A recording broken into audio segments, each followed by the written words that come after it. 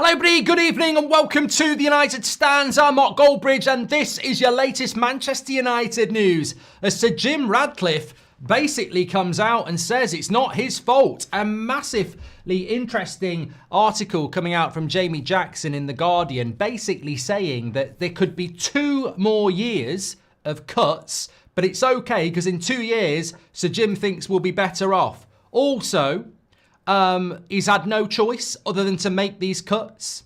Also, what was the third point? Because I'm choking on the first two here.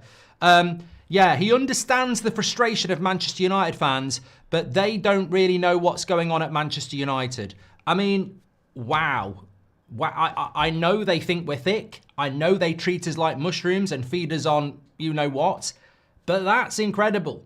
That is absolutely incredible how he thinks that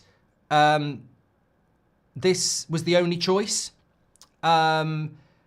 Understands United fans' frustration, but they don't know the true story. And there could be 2 more years of this cuts. I mean, I don't know. I don't know whether I'm thinking outside the box here, but maybe, just maybe, as a custodian, partial owner of Manchester United, you could communicate with the fans and tell them why this is happening instead of frustrating the life out of us.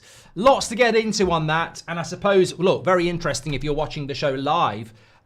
Communicate then, says Shah. If you're watching the show live, we've actually got a poll running around at the moment, which is, are INEOS to blame for all the cuts? Yes or no? So we'll touch on that as well. Because I suppose the question is, we have had a little bit of communication here. Is it fair to blame Sir Jim Ratcliffe and INEOS? We'll get into that. It is Champions League night, though, and it is Premier League night. That's why we're a little bit early, but we are sponsored by Sleeper on the show tonight. If you don't know what Sleeper is, it's a fantastic app. It's the most top downloaded sports app in the US for the NFL season, surpassing ESPN and Yahoo. Millions use it daily. It's a fantasy experience, and it's renowned for offering the best fantasy experience with unmatched depth and customization. So if you like your stats, etc., check it out. It's free to download, and stay tuned over the next few months as we use Sleeper to dive deeper and see what it's got to offer throughout the whole season. You can play games within there. They're free to play and win real prizes. And it's renowned for offering that best fantasy experience, like I say, with deeper features and more customization options than anywhere else. You can also track form, injuries, individual player performance as soon as you open the app. Plus, there's loads of videos from across the Premier League, including Manchester United as well. So check it out, free to download. You can play games, you can win prizes, they're free as well. And it's just a fantastic experience around deep diving, stats, etc. So give it a go, scan the QR code or go through the link in the description. Big shout out to Sleeper. Big shout out to Sir Jim. I mean, sometimes I feel like he's sleeping on what it means to be a Manchester United owner. So let's just dive into some of this because I find this incredible. Sir Jim Ratcliffe believes his decision to cut 200 more jobs at United is key to avoid going bust. He is said to feel that he has little choice other than to take said measures. So he's already got rid of 250 people. He's looking to get rid of another 200. That's 450 jobs in a year. Gone. 450 jobs gone in a year at Manchester United.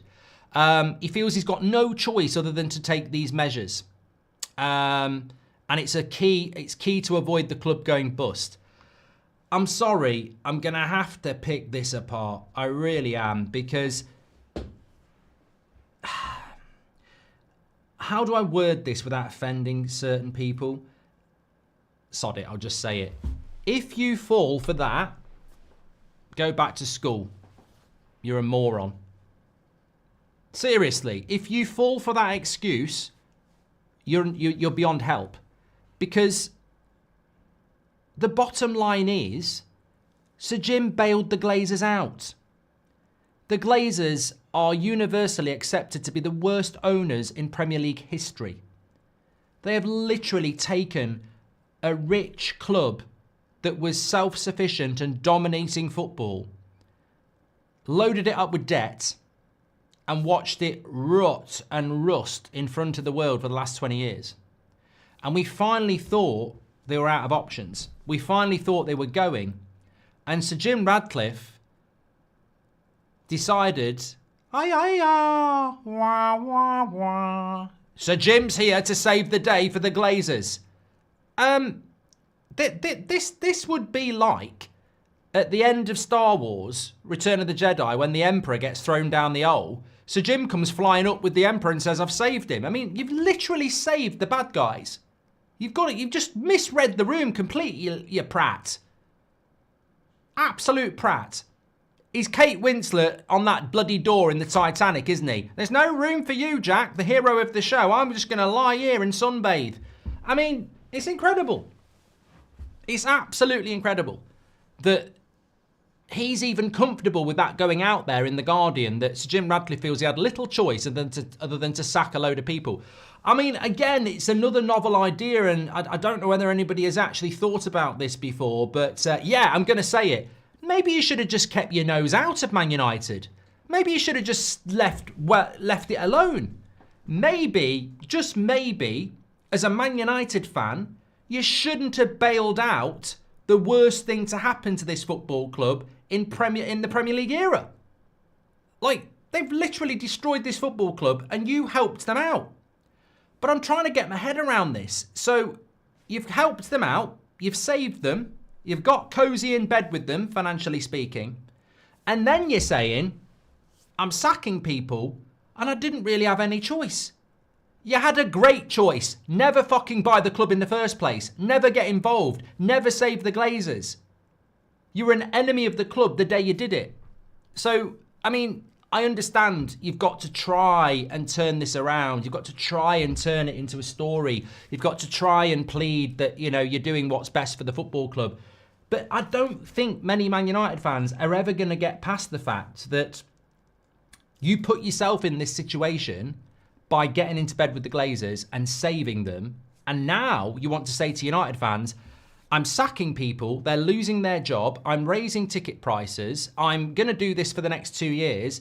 And guess what? I want you to applaud me for it and feel sorry for me for it because I haven't got any other choice. Well, you have. No, don't bail the Glazers out. And you'll get people saying, if Sir Jim Ratcliffe hadn't bailed the Glazers out, some American hedge fund would have done. Bullshit. Absolute. But can we call this bullshit out now? If Sir Jim Ratcliffe hadn't bailed the Glazers out, the Glazers wouldn't be here now. I'm absolutely convinced they would not be here now. Because Sir Jim Ratcliffe was perfect. Sir Jim Ratcliffe has got connections in the government. He's British. He's from Manchester. He's absolutely perfect to enable the Glazers, who were on the thinnest of thin ice, to survive. I couldn't see a way out for the Glazers. I really, really couldn't. Because they didn't want to sell. They wanted somebody to come in and bail them out. And I was like, who's going to do that? Most business people would never bail them out because they don't want to keep them in place. And those that would are going to be hedge funds from America or something like that. And there ain't no way United fans are going to put up with the Glazers and a hedge fund. It wouldn't happen. But Sir Jim Ratcliffe, being British and his connections and this, that and the other, and a local lad, that's perfect. I'm local. I'm Sir Jim Ratcliffe. I'm British. I'm from Manchester. I love this football club. And everybody ignores the fact that he's saving the Glazers because actually he's a local lad. He loves Man United and he's going to take us back to the top. If he hadn't bailed them out, nobody else could have come in and got away with what he's got away with. There wouldn't have been another local Manchester British billionaire who would have got into bed with the Glazers. So all these people who say, well, better off Sir Jim than an American hedge fund, if it had been an American hedge fund, they would never have survived. It would have been open season. Absolutely open season. But going back to what Sir Jim has said, because we're not here to talk about the Glazers per se, when he says, well, when the article says Sir Jim believes his decision to cut jobs is key to avoid the club going bust, and he is said to feel that he had little choice other than to take the said measures, did you not do due diligence on buying the club? I mean, when I buy a house or a car, I do research. When you buy a business, you get access to the accounts. If they hide stuff from you, you can pull out of the deal and do them for fraud. He literally knew the situation before he took the fucking club. And now he's acting like he had little choice. You willingly got into bed with the Glazers, you willingly bailed them out, and you willingly knew the situation, and you came in with a plan of austerity and cuts. That's not up for debate, I don't think. Unless he wants to communicate something else. But fundamentally, I think the big thing I would say is that he sacks these people to stop the club going bust. Are you having a laugh? So you're basically saying there's no money? Is that what you say? You're basically saying you've got to sack people to find money to keep Man United afloat. So hold on a minute. We've got the Glazers who will never put a pound of their own money in and have sunk us to the brink of oblivion on debt. And then you've come in and you're telling us that you need to cut jobs to help this club survive. So you're not planning on throwing hundreds of millions in either. Great. This is absolutely fantastic. So the big plan that we didn't get told of is that you're coming in to work with the Glazers and basically the club's got to be self-sufficient and you're going to sack people, you're going to raise ticket prices and you're going to cut the club to the bone until it can fund and survive the debt. Oh, yabba dabba do. I mean, I don't know why I didn't vote for INEOS in the first place. I mean, it's all coming out now, isn't it? It is incredible. It is incredible. And all I would say is if you feel sympathy towards that, then that's incredible. The second thing I would say is that Sir Jim Ratcliffe understands that his decisions are unpopular, but feels there's a lack of awareness outside the club regarding the full picture.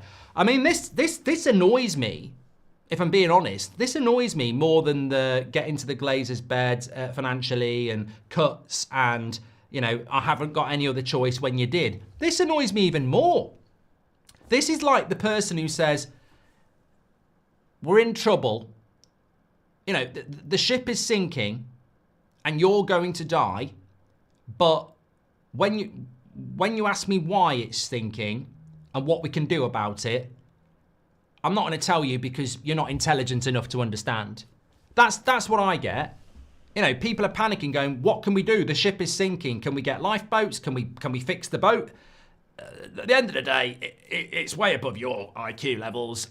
You wouldn't understand. Yeah. I mean, it's the definition in life of a chancer. Yeah, we're doing all these things that you don't like, and I can't explain them because you wouldn't understand. I mean, again, this is just incredible. Absolutely incredible. If ever there was a call to arms from the 58, the Manchester United Supporters Trust, the Red Army, every bloody fan group there is, that's it there. I understand that you're all pissed off, but you wouldn't, but you don't understand what the picture is. Well, bloody tell us. Tell us what the bloody picture is. Why can't you tell us what's going on? Or what's this secret then that's going on that we're not allowed to know? I mean, it's preposterous. It's absolutely preposterous. And in The Guardian, it says this. Sir Jim believes his decision to cut jobs at Manchester United is necessary to help the club avoid going bust. The minority owner is said to feel he has little choice other than to take tough measures after United lost 300 million over the past 3 years. But he is confident that acting now can lead to the club being profitable and highly competitive in 2 years' time. So in 2 years' time, Sir Jim Ratcliffe thinks we're going to be profitable and highly competitive. How? How is this all going to happen? What's going to happen? The balance sheet is severely stressed because of what some United insiders regard as years of poor financial management. But Sir Jim is optimistic if these painful measures are taken, United will be in secure financial health in about 2 years. Moves to reduce cost and restructure are designed to make United strong, financially stable and able to compete again at the top of English and European football. The ambition is to invest in improved facilities for players and supporters. I mean, so the British government did this a decade ago. We're absolutely broke.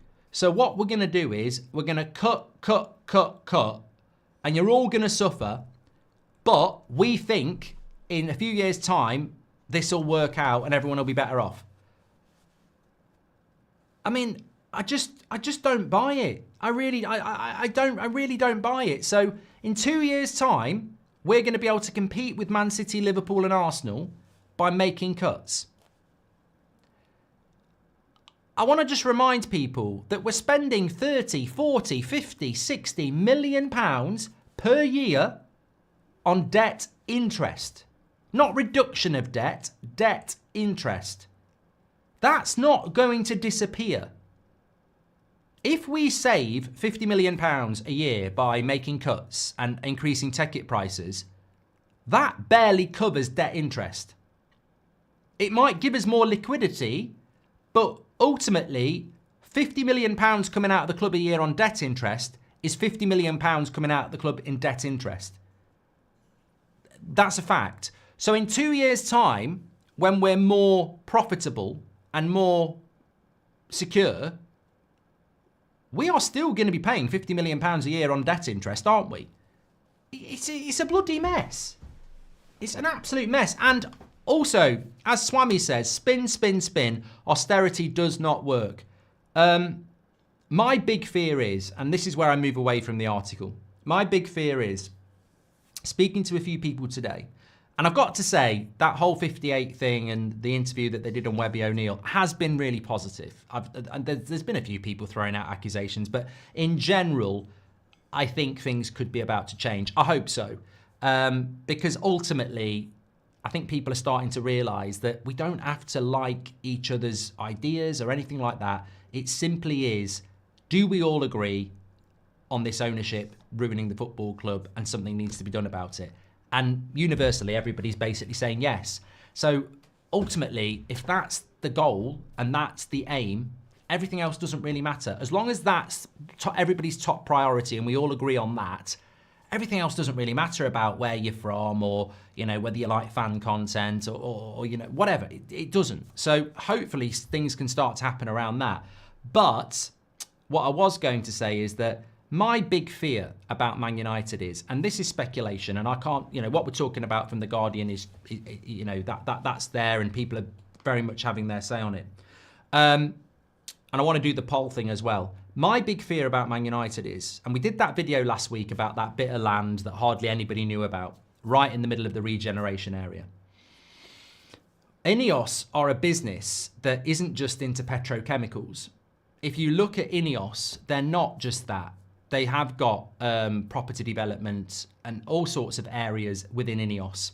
Gary Neville has got business property development companies. The Glazers' origins with their dad is in property development. My fear is that what we have is an ownership, and Gary Neville doesn't own Man United, but he is part of the regeneration project with INEOS, isn't he? My big worry is that in a sentence, everybody's going to try and take Man United back to the top and make money for themselves. That's my fear, is that the plan is, yes, we want to take Man United back to the top because that will benefit all of us, but also we want to make money out of this. Now, everybody, everywhere knows you don't buy a football club to make money. You don't. You're going to lose money. Whether it's Simon Jordan, Solihull Moors, Real Madrid, you don't buy a football club to make money. You buy a football club because you love football. And my fear is that the Glazers have bought Manchester United to make money, we know that, and that Sir Jim Ratcliffe and INEOS might be the same, especially based on what they're doing over the last year. This is not a love for Manchester United. If you love Manchester United, you don't raise ticket prices for your customers. You don't sack people who do good jobs. You don't take money away from charities for people who used to play for the club. Everything Sir Jim Ratcliffe and INEOS are doing is business orientated, and if you want to argue that, let's bring it on. Everything INEOS, everything the Glazers done is business orientated. My big fear is that the master plan here is they're working together, is to make money for themselves and hopefully make Man United successful. And how they make money could be multiple ways. It could be the big Super League. It could be the big TV deal. It could be the big regeneration. There's a lot of land and there's a lot of plans around Old Trafford. Who's going to get these contracts? Who's going to get this land? Like, on the one hand, we're talking in this article about The Guardian about Man United in 2 years' time being profitable off its own money. Do people understand what Sir Jim Ratcliffe's plan is in 2 years' time? It's for Manchester United to be profitable off its own money, off its own revenue that it earns because it's Man United, because you buy shirts, etc. So the plan is to make Manchester United profitable off its own money. We're already profitable off our own money. The reason we're not profitable is because the Glazers have us in debt and we have to service it. We're profitable. If you take the debt off the football club, we're one of the most profitable clubs in the world. So what Sir Jim's saying is, in 2 years' time, I'm going to make this club profitable. We're already profitable. The reason we don't make profit, though, is because of the Glazers. So you're going to cut to a point where we're just basically taking costs away to make the club profitable beyond the debt. Basically, we're there. We're really profitable, but we've got loads of debt. So what Sir Jim's doing is, I'm going to cut to bring costs down, and the profit will stay the same, but it will look bigger because I'm cutting. That's basically what we're doing. So the club is basically going to have to cut its own workforce and rip off its own fans so that the profit goes up a bit, and then they can say they've made the club profitable, but we're already profitable. That's my point. So my problem is, this is all the plan for the football club is for Manchester United to fund itself. How and where are there more money-making opportunities for the Glazers and INEOS? Because I think that's my big fear, is that if you're not putting any more money in and you're trying to make the club profitable, what happens to all this profit? What happens with all this land? What happens with the big TV deal? I'm worried about the future. I think this is I think, as I said, to make it really simple for everybody, I know the Glazers have always wanted to do this, and they have done this. And I don't think the Glazers basically wanted Man United to be successful and to make profit. And for a few years it worked when they were taking their dividends and Sir Alex was winning titles. I think INEOS want to do the same.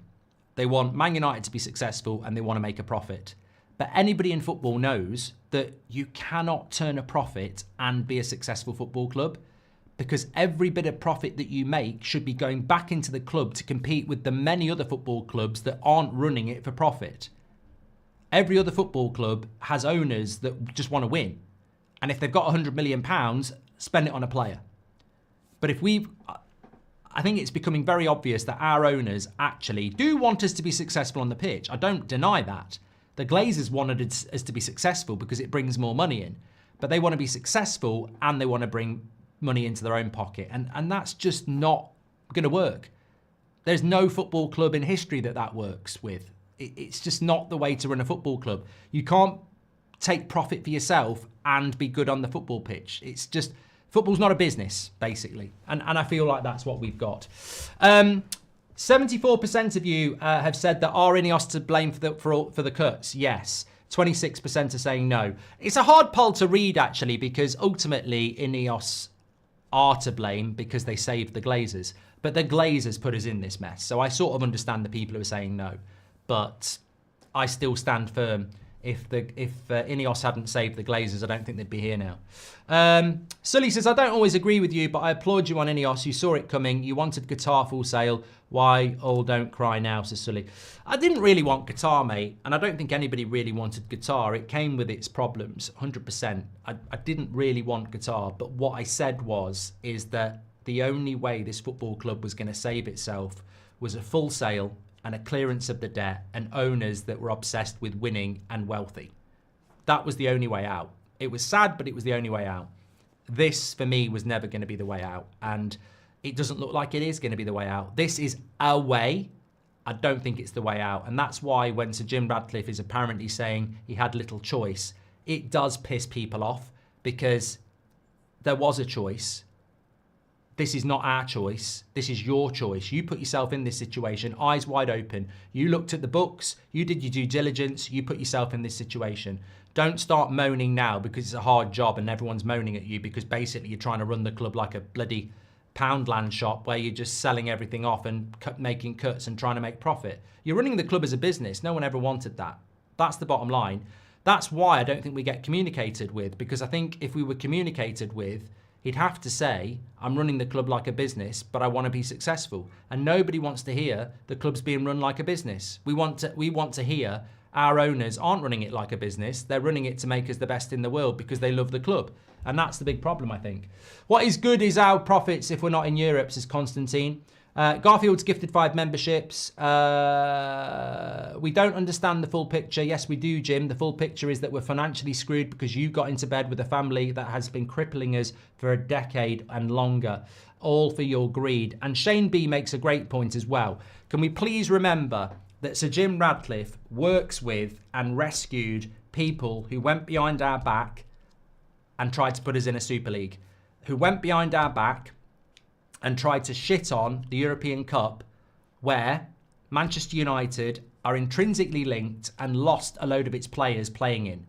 The Glazers, behind our back, planned a Super League to take us out of the European Cup, which means so much to us, and Sir Jim Ratcliffe rescued those people. So, great point by Shane.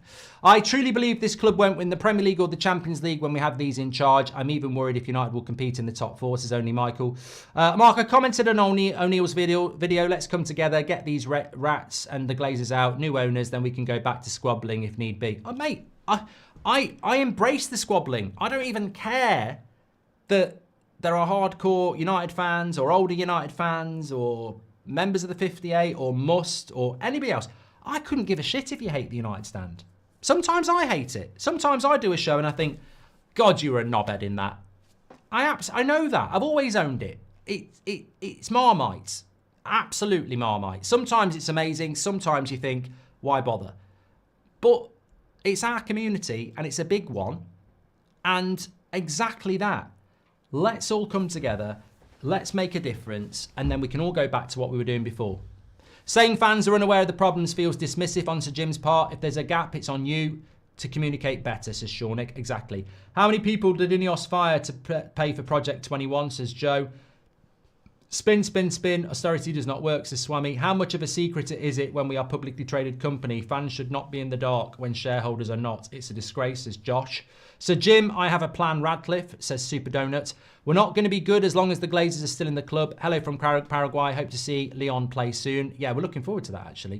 Good comment, Robin. Mauricio, sorry. Hi, Mark. Looks like this was the plan all along. Brailsford marginal gains weren't about football. They were about financial cuts, says Robin. Exactly. I think where I am at the moment is any dreams of full ownership and owners that want to put money into the club because it's just it's an obsession. There are people who own football clubs. They don't want anything back. They just want an obsession to win. We are clearly a business. INEOS bought us as a business proposition. And anybody who's backing INEOS, I would love to have that conversation with you, because I would just say, are they running Man United like a business, or are they running it like Sheikh Mansour or any other football club like Aston Villa, where they just want to get money in, they want to be successful, they want to win. And the bottom line is they're running it like a business. That should be a question to Sir Jim Radcliffe if he ever did an interview. Why are you running the club as a business? I thought you were a local lad who wants to put the Manchester back into Manchester United. Why are you trying to run the football club as a business? There's no doubt you're trying to make us successful on the pitch, but why are you trying to run it as a business as well? I mean, you're ridiculously naive, Sir Jim. There are no football clubs that can be profitable for you and good on the pitch. You don't buy a football club to be profitable. So why are you trying to do that? And also, why do you think that's going to be popular with the United fans, that you're actually trying to run our football club as a bloody business? Is the Agate transfer fee coming out of this summer's budget or last summer's, says Strawberry? The elements of it will come out of it this summer, same as Xerxes and Yoro. If they're having to cut, they didn't have the funds to start with to build the club. This is a vanity project, says Connor. Carlos, welcome to the Members Club. Hell yeah, INEOS should be to blame. These prats give Red Bull to the Glazers so they can stay bloody hell, says Dizzery. Carlos says they must think we're thick. Thank you very much, Carlos. Can we please riot? Well, we're not going to riot, 7-inch Destroyer. Jim the Rat is a front man for the Glazers and he's their lackey, says Parker. Mark, come on, mate. We get it, you want Qatar, but Liverpool is ran very sustainably and they complete every year, says Niall. Why are you comparing us to Liverpool, Niall? If you want to compare us to Liverpool, then why have Liverpool still got Anfield and they're not going to knock it down? And also Liverpool would never put up with the Glazers. So don't compare us to Liverpool. It's not fair on them. And it's certainly not fair on us. There's no comparison between us and Liverpool at all. In a separate move, long-serving head of team operations, Jackie Kay, has been with United, will leave the club. We've already spoke about that this morning, Spin. Same as you, Mark. I am very worried for the future. I'm not one to worry about the future, but this looks messy, says Johnny. When is driving Goldbridge going to be in the new Audi, says Will Padlock. I do need to sort out a car, actually. Goldbridge, I don't always agree with you, but I applaud you on INEOS. Thank you very much, Sully. I've just realised this football match I'm meant to be watching is kicking off in 8 minutes, so I better get off here. But fantastic show tonight. I'm sure the comments are going to be really, really good. Don't forget to check out Sleeper. Give it a go. I think you'll really like it. And if you are watching Everton against Liverpool, I'm going to be live over there in about, tell them I'll be about 3 minutes. Thanks everyone for watching. Great show tonight. I'm sure we'll pick up on this more tomorrow morning as well. Getting your comments, really important. But look, I'll leave you with this. I think they are trying to run the club as a business, which means they want to make money for themselves and the club to be successful.